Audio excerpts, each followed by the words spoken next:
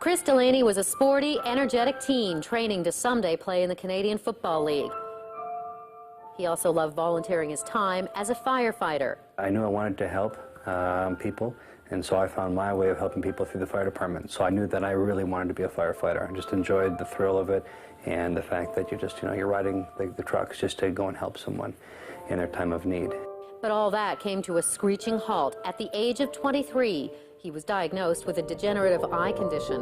Chris was going blind.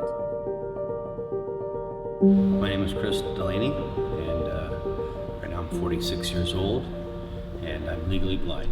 I actually recall the first time when I started to think something was wrong. So I had this beautiful car, and I was on a date. She turned to me and said, you know, for such a fast car, how come you drive it so slow? I was seeing sparks in my eyes.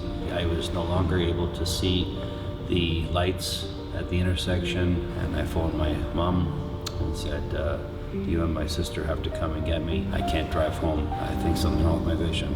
That was the last time I drove. That was the last time I knew that I was no longer going to be the same Chris. I mean, I was catching footballs from 50 yards away, and now I couldn't catch a ball if you threw it to me from 5 feet. It was an incredibly difficult time for me.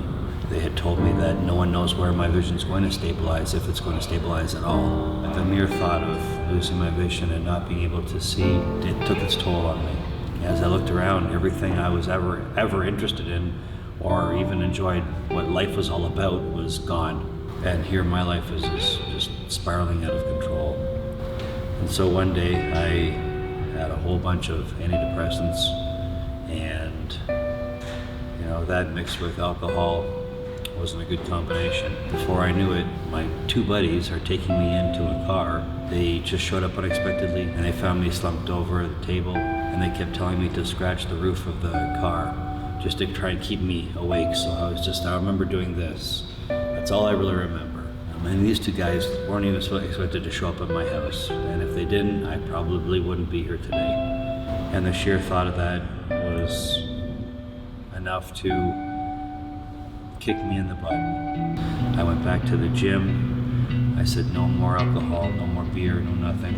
And I turned to what I felt was the best thing I knew on how to overcome something. When you're dealing with something, try to find comfort in what it is that you love. And for me, it was athletics. And that's when I thought, you know, who really inspired me in life? And I thought of Rick Hansen and Terry Fox. And if there's a way that I can raise money and awareness, then maybe that's my calling.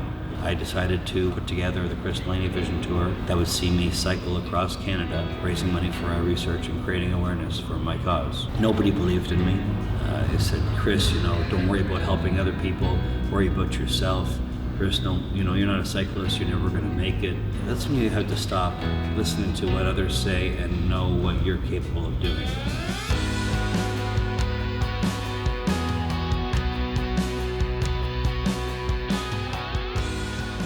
I raised $250,000 for our research. You know, I'm human, and there were times where I wanted to quit too. We're doing 100 miles a day for over 3.5 months. To actually be right there in the thick of things with people and communities. That was a tough hill. I had the opportunity to throw the pitch out at the Blue Jay game, talking in front of 30,000 fans, families riding with me from city to city, police escorts, fire escorts. It was just really a tremendous experience right across the entire country.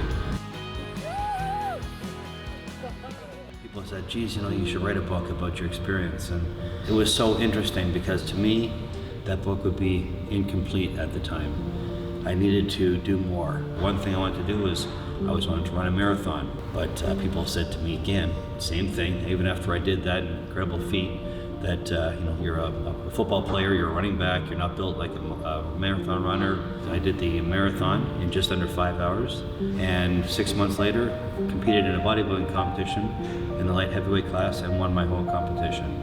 But there is just another opportunity to show people that if you want something bad enough and you're willing to work hard and you have the heart, then there's nothing you can't do. And when I go out speaking to kids in schools, it's funny, you know, I tell them when I had my eye problem, I thought my life was over. And when I look back now, really, it was just beginning. You know, there's gonna be a lot of good times and there's gonna be a lot of tough times in life, but then there's gonna be some even times.